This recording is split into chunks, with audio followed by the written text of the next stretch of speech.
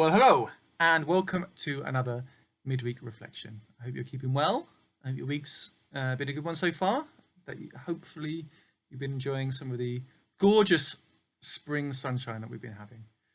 And don't forget, the clocks go forward on Sunday, early Sunday morning, on Palm Sunday. So you don't have an excuse. I've reminded you. Well, you might forget by then. I might forget by then. But I'm not leading the morning Zoom service. I'm doing some chaplaincy work, so I've got to remember for that. Anyway, I'm wittering.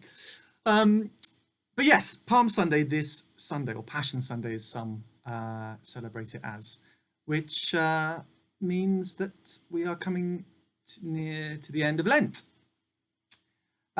So this midweek reflection will be the last one in which I mention our Lent book, Richard Rohr's Falling Upward, a Spirituality for the Two Halves of Life. Which some of us have been reading and discussing over the last few weeks, and the excerpts of which I brought into these reflections. So this is the last time I shall do that, and I shall proceed now by quoting Richard Rohr, talking about our shadow. Because Richard Rohr says that each of us have a shadow self or a shadow side. This is common to a lot of psychologists, psychiatrists, a lot of social scientists, theologians, the shadow side of us. And Richard Rohr says this about our shadows. Your shadow is what you refuse to see about yourself and what you do not want others to see. It is like a double blindness, keeping you from seeing and being your best and deepest self. But we can allow ourselves to learn and grow from encountering our shadow. In fact, we must, because the closer we get to the light, the more of our shadow we see. Thus, truly holy people are always humble. What do you think? I wonder if Richard's outlook here resonates with your experience. I wonder how you have experienced your shadow side, what characteristics yours might have in particular, or whether you continue to partake in a bit of shadow boxing from time to time. And I wonder what you think about his assertion that holy people are always humble. Because humility can be a strange beast, can't it? If you actively strive to be humble, you can end up making humility an achievement in itself, so that you're the best at being humble, ever so humble, as Uriah Heep would say. Or, as another interesting character, I am the most humble celebrity. Can you guess who that was? Correct if you said Donald Trump. In a previous take, I tried to do my Donald Trump impression. It didn't work well. So the hours I spent in making myself orange, completely wasted. But what does it mean to clothe ourselves with humility? As both Peter and Paul write to the early church in their letters. What does humility look like? Whom might you picture when you're asked to think about a holy, humble person? Me, you say? Well, that's very kind, but I'm far too humble to accept such a compliment. So, a bit of a catch-22, but to help us with this dilemma, I think we can turn to one of the saints most renowned for his humility, Saint Francis of Assisi, who supposedly asked, can true humility and compassion exist in our words and in our eyes unless we know that we too are capable of any act? Can true humility and compassion exist in our words and in our eyes unless we know that we too are capable of any act?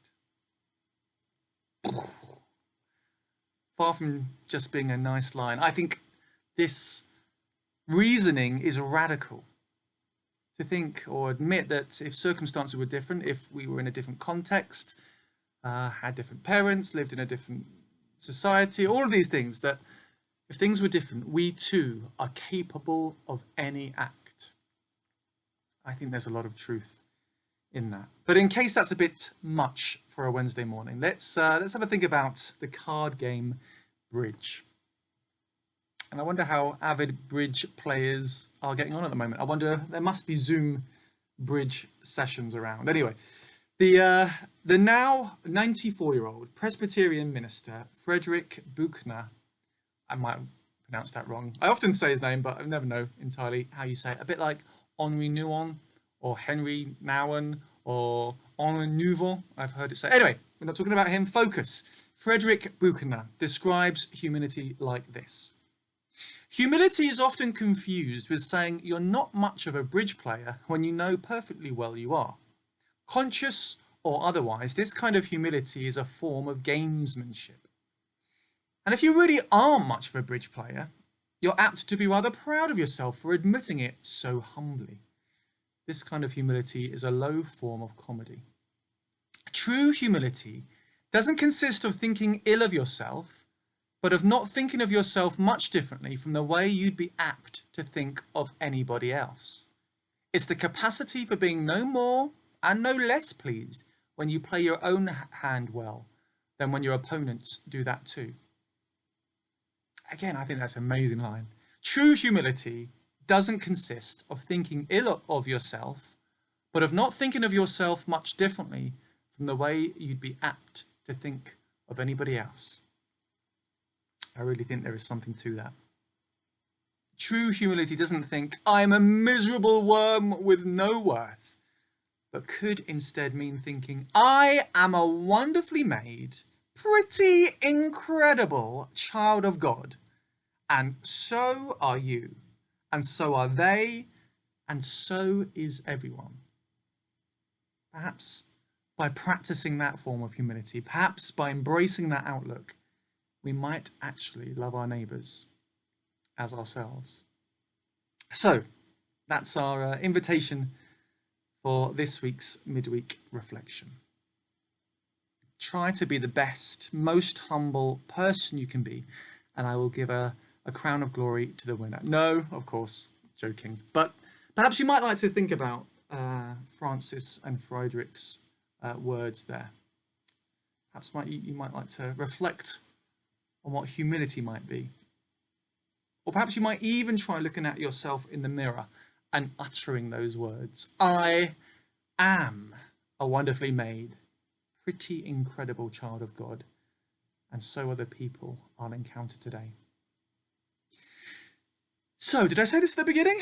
Next week there will be no midweek reflection. Cue wailing and gnashing of teeth, but this is because it's Holy Week, he says, thinking of what he's got to do between now and then. But what will be done, certainly, is that you'll be blessed each day with 2 short services.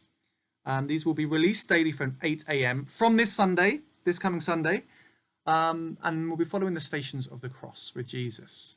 It's up to you how you use the services. You might want to watch one and worship with one in the morning and one in the evening, giving you a kind of a daily pattern of prayer for Holy Week. You might want to binge worship. That's okay. You might be listening as you're going for a walk. However, you're adults. You can choose how to use them. But we hope that the combination of art and music and drama and prayer and people and other things will enhance your Holy Week worship. I think they're going to be pretty special. So that's coming from this Sunday, 8 a.m. It will be sent wherever you get this, or available wherever you get this. So, deep breath, and I think that's it for now. So have a good week, keep well, and may we all act justly, love mercy, and walk humbly with our God.